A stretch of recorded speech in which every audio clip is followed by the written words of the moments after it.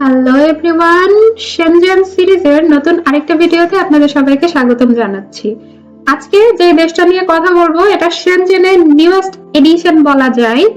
এই বছরেরই মার্চের 31 তারিখ থেকে এই দেশটা আরেকটা দেশ বুলগেরিয়া এটার সাথে পার্শিয়ালি শেনজেনের মেম্বারশিপ পেয়েছে। দেশটার নাম হচ্ছে রোমানিয়া। রোমানিয়াতে আমি এর আগে গভর্নমেন্ট যে স্কলারশিপটা রোমানিয়ান গভর্নমেন্ট স্কলারশিপ সেটার অ্যাপ্লিকেশন প্রসিজার এবং ডিটেলস একটা ভিডিও চ্যানেলে আপলোড করেছি, আপনারা কেউ ইন্টারেস্টেড হলে দেখে নিতে পারেন। আজকে স্কলারশিপ নিয়ে না, আজকে যারা সেলফ ফাইন্যান্সড দেশের বাইরে আসতে চাচ্ছেন তারা রোমানিয়াকে চুজ করতে পারেন। কেন করতে পারেন, এর বেনিফিট কি, খুঁটিনাটি যে আলোচনাগুলো আছে সেটা নিয়ে আমি টুকটাক আলোচনা করার চেষ্টা করব। শুরুতেই অ্যাজ ইউজুয়াল রোমানিয়া সম্পর্কে সংক্ষেপে একটু ইন্ট্রোডাক্টরি ইনফরমেশন দিচ্ছি। রোমানিয়া হচ্ছে সাউথ ওয়েস্টার্ন ইউরোপের একটা কান্ট্রি। এর বর্ডার হিসেবে আছে ইউক্রেন, হাঙ্গেরি, সার্বিয়া, বুলগেরিয়া এবং মলদোভা। এর যে লার্জেস্ট এবং ক্যাপিটাল সিটি তার নাম হচ্ছে বুখারেস্ট। এখানে অফিসিয়াল ল্যাঙ্গুয়েজ হচ্ছে রোমানিয়ান ল্যাঙ্গুয়েজ, পাশাপাশি ইংলিশটাও ইউজ করা হয়ে থাকে। আর এর যে কারেন্সি তার নাম হচ্ছে রোমানিয়ান লিউ। তো রোমানিয়াকে স্টাডি ডেস্টিনেশন হিসেবে কেন চুজ করবেন এটা বলতে গেলে শুরুতেই বলতে হয় as a EU country, as a Schengen country এখানকার যে এডুকেশনাল কোয়ালিটি সেটা ওয়ার্ল্ড ক্লাস লেভেল মেইনটেইন করে। অনেক ইউনিভার্সিটি পেয়ে যাবেন যেখানে ইংলিশ বেসড অনেক প্রোগ্রাম অফার করা হয়ে থাকে এবং এডুকেশনাল কোয়ালিটিটা ইইউ যে কোয়ালিটিটা সেটা স্ট্রিক্টলি মেইনটেইন করে।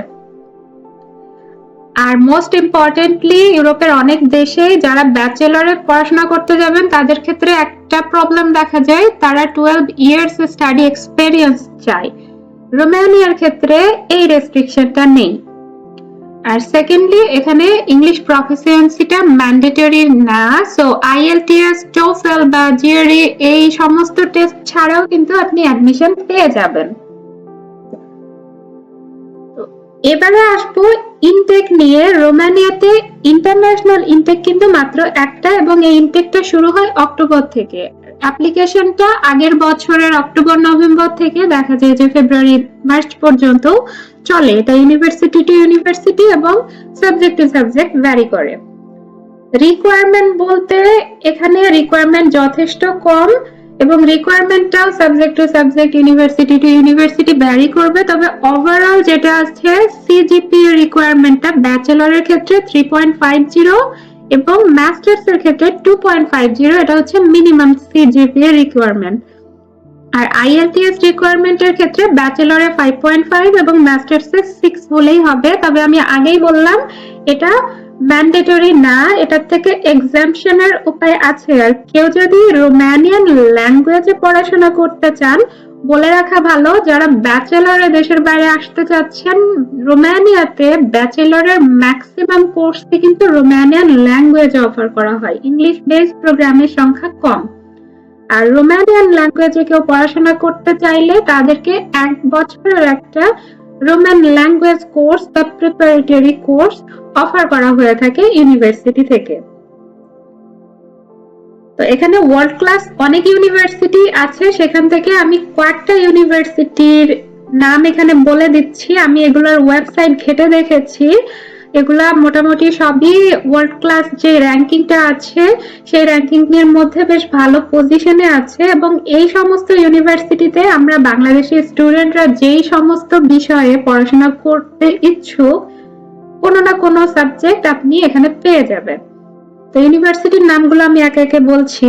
University of Bucharest, Babes Bolyai university, West university of Timisoara, Carol Davila University of Medicines and Pharmacy, Polytechnic University of Bucharest, Transylvania University of Brasov এবং Bucharest University of Economic Studies। এই সমস্ত ইউনিভার্সিটিতে tuition ফিজ রেঞ্জটা মোটামুটি 1500 euros থেকে 3500 euros পার ইয়ার, এই রেঞ্জের মধ্যে ভ্যারি করে। তবে আমি রোমানিয়ার যে অফিসিয়াল স্টাডি পোর্টাল আছে স্টাডি ইন রোমানিয়া, এই পোর্টালে বিভিন্ন সাবজেক্টের রিকোয়ারমেন্ট এবং ইনফরমেশন গ্যাদার করার সময় খেয়াল করেছি বেশিরভাগ প্রোগ্রামেই এই টিউশন ফিজের রেঞ্জটা পার ইয়ারে 2000 থেকে 2500 বা 2500 ইউরোজের মধ্যে আপ ডাউন করে, সো বিলো 2500 ইউরোই ম্যাক্সিমাম ক্ষেত্রে। এবার আসবো লিভিং কস্টের ব্যাপারটাতে। রোমানিয়াকে one of the cheapest living cost bearing কান্ট্রির মধ্যে কনসিডার করা হয়। এখানে একজন স্টুডেন্ট পার মান্থ 25,000 থেকে 30,000 টাকার মধ্যেই তার লাইফ লিড করতে পারবে। আর যেহেতু এই অ্যামাউন্টটা যথেষ্ট কম, এই অ্যামাউন্টটা একটা স্টুডেন্ট কিন্তু পার্ট টাইম জব করে মেইনটেইন করে ফেলতে পারবে। পার্ট টাইম জব এই ইস্যুটাতে বলবো, আপনারা যদি বড় শহর বা রাজধানী শহরে থাকেন সেক্ষেত্রে পার্ট টাইম জব অ্যাভেলেবল পেয়ে যাবেন। ছোট শহরগুলোতে একটু সমস্যা আছে, এটা শুধু রোমানিয়াতেই না, বিশ্বের যেই দেশেই যান না কেন সেখানেই এই ইস্যুটা আছে। তো রোমানিয়াতে একটা স্টুডেন্ট পার উইকে 20 আওয়ার্স পর্যন্ত জব পারমিশন পায় এবং এই পার্ট টাইম জবগুলোতে পার আওয়ার যে স্যালারি দেওয়া হয় সেটা 3 থেকে 5 ইউরোর মধ্যে আপ ডাউন করে। এই হিসাবে মাসে আপনি 410 ইউরো থেকে 450 ইউরো পর্যন্ত ইনকাম করতে পারবেন। আর ফুল টাইম স্যালারি, এটা যে মিনিমাম স্যালারি নির্ধারণ করা আছে সেটা মোটামুটি 750 ইউরোজের কাছাকাছি একটা অ্যামাউন্ট। তো জবের কথা যেহেতু বললাম, স্টুডেন্টরা পার্ট টাইম জব যেগুলো করে, কমন পার্ট টাইম জব এখানে আছে, কল সেন্টারে জব আছে, ইংলিশ টিউটর হিসেবে কিছু জব করতে পারে। এর বাইরে ফুড ইন্ডাস্ট্রি জব যেগুলো আছে, যেমন বিভিন্ন ফাস্টফুড রেস্টুরেন্টে অ্যাজ এ ওয়েটার আর ওয়েট্রেস অথবা কিচেন ওয়ার্কার হিসেবে অনেকে জব করে, বা সেলস রিপ্রেজেন্টেটিভ হিসেবে বিভিন্ন শপে জব করে থাকে। এবং মোস্ট কমন যে জবটা অন্য ইউরোপিয়ান দেশগুলোর মতো এখানে সবথেকে কমন জবটা হচ্ছে food delivery job.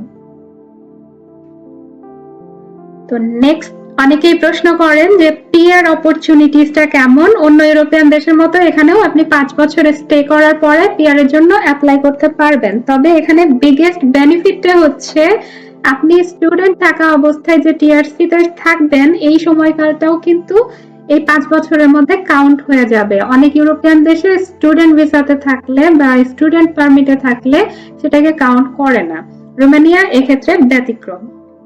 Next visa ইস্যুটা বলি।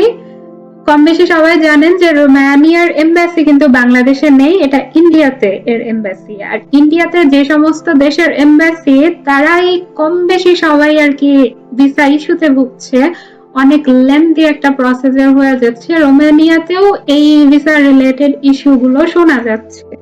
তো এই ব্যাপারটাতে প্রিপেয়ার থাকবেন যে ভিসা নিয়ে একটা হ্যাসেলের শিকার হতেই পারেন। তবে এখানে একটা সুবিধা আছে, আপনার যে ভিসা অ্যাপ্লিকেশন এটা দুই ভাবে করা যায়, একটা ইন পার্সন অ্যাপ্লিকেশন এবং ইন্টারভিউর মাধ্যমে, এবং আরেকটা ওয়ে আছে সেটা অন্য যে কাউকে দিয়ে আপনি আপনার ফাইল ড্রপ করাতে পারবেন এবং ইন্টারভিউটা স্কাইপের মাধ্যমেও নেওয়া হয়ে থাকে। তবে অফকোর্স ইন পার্সন ইন্টারভিউ এবং ইন পার্সন ফাইল সাবমিশন এটা বেনিফিশিয়াল। লাস্টলি ফ্যামিলি ইস্যু, আপনি আপনার স্পাউস, চিলড্রেন তথা ফ্যামিলি রিইউনিফিকেশনের জন্য অ্যাপ্লাই করতে পারবেন কিনা, এই ক্ষেত্রে একটু দ্বিমত আছে। আমি রোমানিয়ার যে ইমিগ্রেশন পুলিশের এবং ভিসার যে অফিসিয়াল ওয়েবসাইটটা আছে সেখানে যে ইনফরমেশন গুলো ডিটেইলসে দেওয়া ছিল সেটা সামারাইজ করে যেটা বুঝেছি সেটা হচ্ছে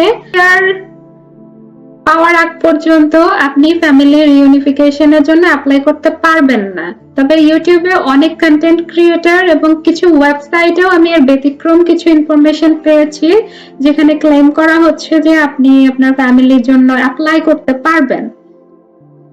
তো এটা আমি ক্লিয়ার আপনাদের ধারণা দিতে পারবো না, তবে তাদের যে মতামত সেই হিসেবেও যেটা দেখেছি, ফ্যামিলি রিইউনিফিকেশনের ক্ষেত্রেও যারা বলছে যে আপনি এলিজিবল সেই ক্ষেত্রেও দেখাচ্ছে যে আপনাকে হিউজ একটা অ্যামাউন্টের ব্যাংক সলভেন্সি দেখাতে হচ্ছে, পাশাপাশি মান্থলি যে স্যালারিটা সেটা একটা হ্যান্ডসাম অ্যামাউন্টের স্যালারি আপনার অ্যাকাউন্টে দেখাতে হবে পার মান্থ আসছে এমন মিনিমাম 3 মাসের।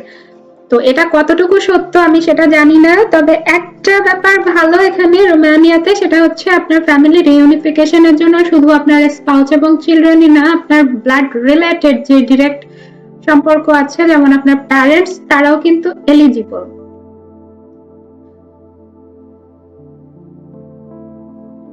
এন্ড সবশেষে যারা ওয়ার্ক পারমিটের জন্য রোমানিয়ার কথা চিন্তা ভাবনা করছেন, তাদেরকে আমি একটু ডিমোটিভেট করব। বিগত কয়েক বছরে আর কি রোমানিয়াতে ওয়ার্ক ভিসার যে ফিডব্যাক গুলো পাচ্ছি, এটা মেজরিটি ক্ষেত্রে নেগেটিভ।